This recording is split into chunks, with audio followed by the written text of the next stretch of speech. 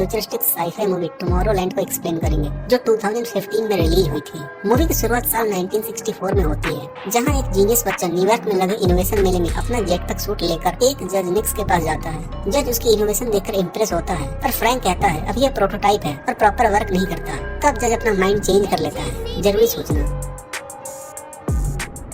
निक्स की assistant Athena को Frank पसंद आता है, पर निक्स उसे कॉन्टेस्ट में अलाउ नहीं करता क्योंकि जेटपैक प्रॉपर वर्किंग नहीं है। फ्रैंक सैड होता है और सोच रहा है उसके पापा ठीक ही कहते थे, तुम अपना टाइम वेस्ट कर रहे हो। सडनली वहाँ एथीना आती है और उसे एक पिन देती है और फॉलो करने को कहती है। निक्स और एथीना एक पॉपुलर अट्रैक्शन के पास जा रहे हैं, पर लाइन काफी लंबी है, इसलिए फ्रैंक एक खाली बोट लेकर निकल जाता है। बीच में एक लेजर उसके पिन को डिटेक्ट करती है और एक हिडन डोर ओपन कर देती है। वहाँ उसे एक फ्यूचरिस्टिक डोर मिलती है, वो उसमें चला जाता है। तभी सारे विंडोज मेटल से कवर हो जाती है और एलिवेटर जोर से शेक होने लगता है। वो बेहोश हो जाता है। जब उसे होश आती है, वो एक फॉगी जगह पे मौजूद है। वो एक कार को उड़ते हुए देख शॉक हो जाता है। उसमें निक्स और एथीना है। तभी एक रोबोट उसके आगे आकर उसे रोक लेता है। वो नीचे फॉल होता है, उसका जेटपैक भी टूट जाता है। तभी एक फ्रेंडली रोबोट उसके जेटपैक को रिपेयर कर देता है। सडनली गार्ड्स उसे देख लेते हैं। वो फिर से नीचे गिरने लगता है, पर इस बार जेटपैक उसे बचा लेता है। फ्रैंक फ्यूचरिस्टिक सिटी को देखता है, जिसका नाम टुमारोलैंड है, जहाँ दुनिया के सबसे हाई IQ वाले लोग रहते हैं। जब फ्रैंक एथीना को देखता है, वो लैंड करता है और निक्स को अपना जेटपैक दिखाता है। निक्स उसे इग्नोर करके चला जाता है, पर एथीना उसे टुमारोलैंड दिखाती है। सालों बीत जाते हैं। 2015 में केसी नाम की लड़की नासा के लॉन्च साइट में घुस जाती है और लॉन्चिंग साइट पे मशीन को सेबोटाज कर देती है, ताकि उसके पापा उसे ठीक करते रहें और उनकी जॉब न जाए। एथीना यह सब देख रही है और वह एक पिन में केसी के DNA को मैच कर लेती है। अगले दिन उसके पापा को कॉल आती है और उन्हें सारी सिचुएशन के बारे में बताया जाता है। केसी को लगता है उसने अपने पापा की जॉब बचा ली, पर वो कहते हैं कंपनी ने उसकी जगह दूसरी मशीन को रिप्लेस कर दिया,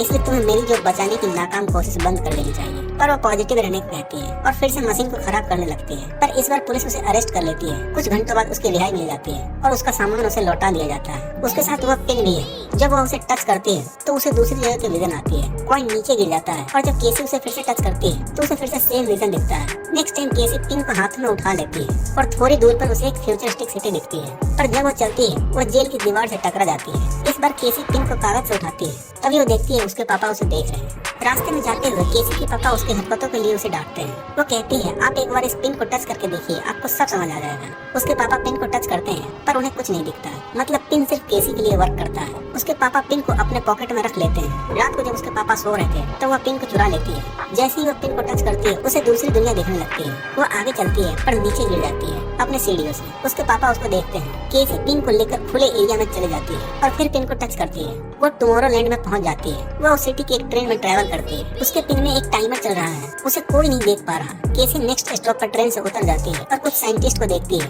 वो उन्हें फॉलो करना चाहती है, पर पानी आ जाता है, टाइम खत्म हो जाता है। वो खुद को एक लीक में पाती है। केसी घर आती है और अपने भाई से पापा के कंप्यूटर खुलवाती है। वो उसमें से उस पिन के बारे में सर्च करती है। उसे एक ऑनलाइन स्टोर मिलता है जो सेम पिन को सेल करते हैं। वो उस स्टोर का एड्रेस निकालती है और अपने भाई को कहती है अगर पापा पूछे तो उनसे कहना वो अपने दोस्तों के साथ कैंपिंग पर गई है। सुबह में एथीना केसी के घर आती है। उसका छोटा भाई निक उसे कैंपिंग का बहाना बता देता है। एथीना उसे कहती है तुम झूठ बोल रहे हो और उसे कन्विंस कर लेती है। उधर केसी उस शॉप पर पहुंच जाती है। वहाँ दो लोग केसी को कंफर्म करते हैं और कहते हैं जो तुमने देखा वो बिल्कुल सच है और टुमारोलैंड सच में एग्जिस्ट करती है। और वहाँ दुनिया के सबसे हाई IQ वाले लोग रहते हैं जो बिना गवर्नमेंट और रूल रेगुलेशन के इनोवेशन करते हैं और वह उस पिन से सिटी को एक्सेस कर सकती है। वह पिन देखते हैं और उसे वह कहाँ से मिली इसके बारे में पूछते हैं। जब केसी उसे इसके बारे में नहीं बताती तो उस पर फ्यूचरिस्टिक गन से अटैक करते हैं जो प्लाज्मा रिलीज करती है। वो केसी से पूछता है तुम्हें यह कहाँ से मिला। तभी एक ग्रेनेड आती है और उन दोनों को ग्लोब में फ्रीज कर देती है। केसी का हाथ भी उसमें फ्रीज हो जाता है। एथीना कहती है यह एक टाइम बम है जो फटने वाला है। केसी के रिलीज होते ही वो दोनों भी रिलीज हो जाते हैं। एथीना उससे फाइट करती है।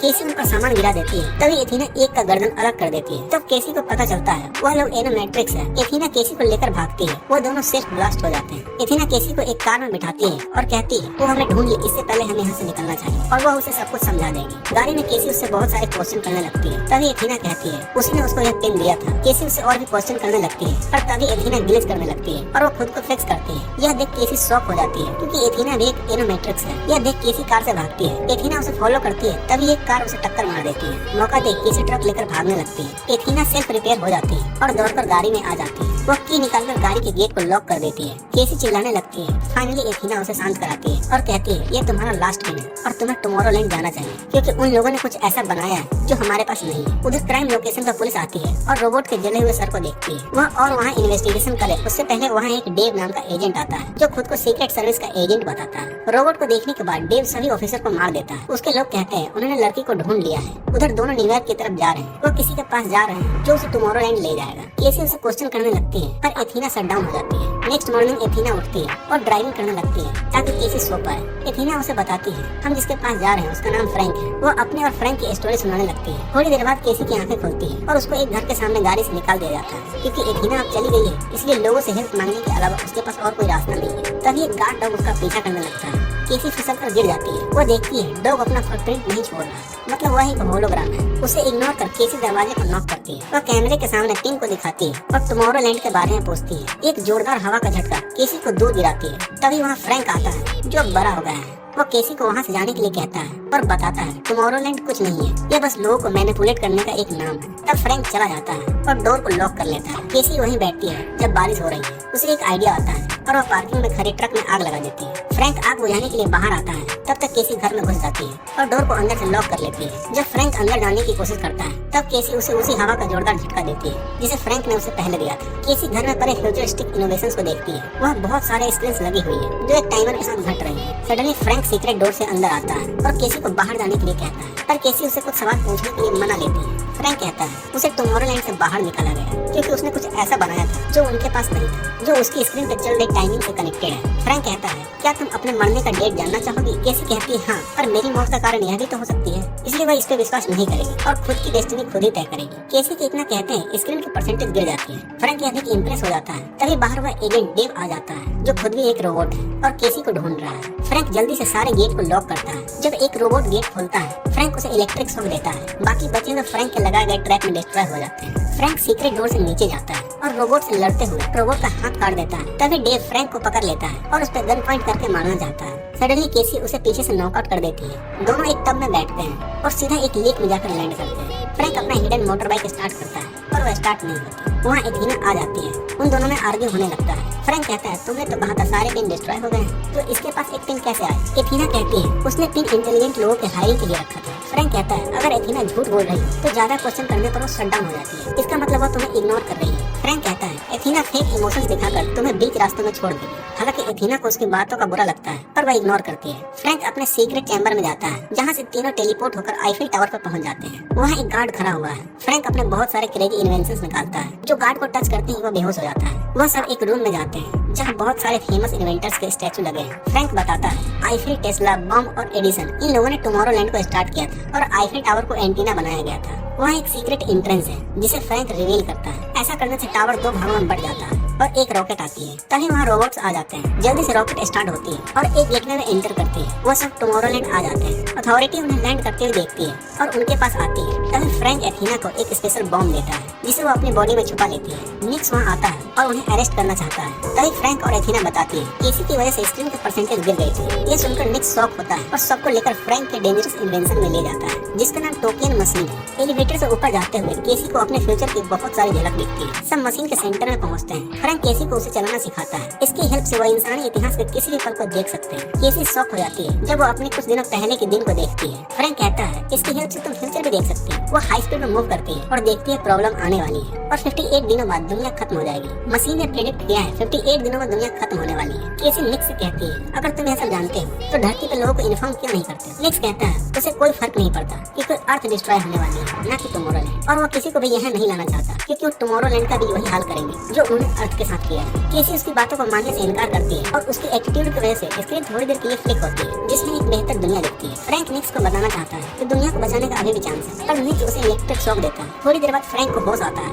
एथीना कहती है हमें फिर से डिपोर्ट कर दिया जाएगा। केसी कहती है यह सब एक झूठ है और इसमें कुछ नहीं रखा। फ्रैंक उसे शांत कराने की कोशिश करता है। केसी गुस्से में एथीना पर झूठ बोलने का आरोप लगाती है और उसे यहाँ तक लाने के लिए उस पर चिल्लाती है और जाने लगती है। तभी उसे रियलाइजेशन होता है फ्रैंक ने सेम मशीन का पायरेटेड वर्जन भी बनाया है जो उसके घर पे लगा था और उसके सिग्नल्स पूरे अर्थ पर फ्लोट हो रही है। वो फ्रैंक से कहती है अगर मैं अपनी विजन से दुनिया बेहतर देख सकती हूँ तो उन सारे लोगों के माइंड में बेहतर वर्ड का सिग्नल सेंड कर हम इस डिस्ट्रक्शन को रोक सकते हैं। तभी गार्ड्स उन्हें अर्थ पर डिपोर्ट करने के लिए लेने आ जाते हैं। फ्रैंक निक्स को केसी की डिस्कवरी के बारे में बताता है और मशीन को टर्न ऑफ करने के लिए कहता है। निक्स कहता है उसमें कोई भी ऑफ बटन नहीं है। उसकी बातों से फ्रैंक को समझ में आ जाता है निक्स ने ही दुनिया की बर्बादी का इमेज लोगों के माइंड में सेंड किया है। निक्स कहता है उसने पहले भी गवर्नमेंट को आने वाले डिस्ट्रक्शन के बारे में बताया था, पर उन्होंने ज्यादा सीरियसली नहीं लिया, इसलिए उसने लोगों के माइंड में डिस्ट्रक्शन का सिग्नल भेजा। निक्स का मानना है इसमें मशीन का कोई फॉल्ट नहीं है, बस लोगों ने ही खुद का डिस्ट्रक्शन एक्सेप्ट कर लिया है। फ्रैंक उसके फैसलों को एक्सेप्ट करने का नाटक करता है और उसे हैंडशेक करता है और चुपके से उसके ब्रेसलेट में लगे मशीन के प्लेटफॉर्म को स्टार्ट कर देता है। एथीना और केसी मिलकर गार्ड को नॉकआउट करते हैं। तभी निक्स 2 रोबोट को एक्टिवेट कर देता है। फ्रैंक एथीना को बॉम्ब यूज करने के लिए कहता है जो उसने उससे दिया था। तभी रोबोट उसे पकड़ लेता है। एथीना बॉम्ब को केसी को पास कर देती है। केसी प्लेटफॉर्म की तरफ दौड़ती है। प्लेटफॉर्म हाई स्पीड में ऊपर जाती है। एथीना एक रोबोट को कंट्रोल कर लेती है और दूसरे रोबोट को पोर्टल से बाहर फेंक देती है। उसके साथ निक्स पे भी अटैक होता है। केसी अपने फ्यूचर फ्लैश को देखकर बॉम्ब को एक्टिवेट कर देती है जो वो बॉम्ब को फेंकने वाली थी। तभी निक्स पोर्टल को डाउन कर देता है। एथीना रोबोट की हेल्प से प्लेटफॉर्म को कैच कर लेती है और पोर्टल को क्लोज करने के लिए कंट्रोल पैनल की तरफ दौड़ती है। पोर्टल क्लोज हो जाती है जिससे एक रोबोट डिस्ट्रॉय हो जाता है और दोनों बाहर ही रह जाते हैं। तभी केसी एक्टिवेट बॉम्ब को ढूंढती है। उनके पास पोर्टल को फिर से खोलने के अलावा और कोई रास्ता नहीं था। पोर्टल खुलते ही फ्रैंक पोर्टल की तरफ दौड़ता है। एथीना बॉम्ब को पोर्टल के बाहर फेंकती है ताकि बॉम्ब उनसे दूर जाके फटे, जिसके कारण पोर्टल का एक हिस्सा टूटकर निक्स के ऊपर जा गिरता है। वो उसमें फंस जाता है। वो गन से फ्रैंक के ऊपर फायर करता है पर वो सिर्फ फ्यूचर का एक फ्लैश है और एथीना फ्रैंक को बचाती है। वो फ्रैंक को बचाने में डैमेज हो जाती है।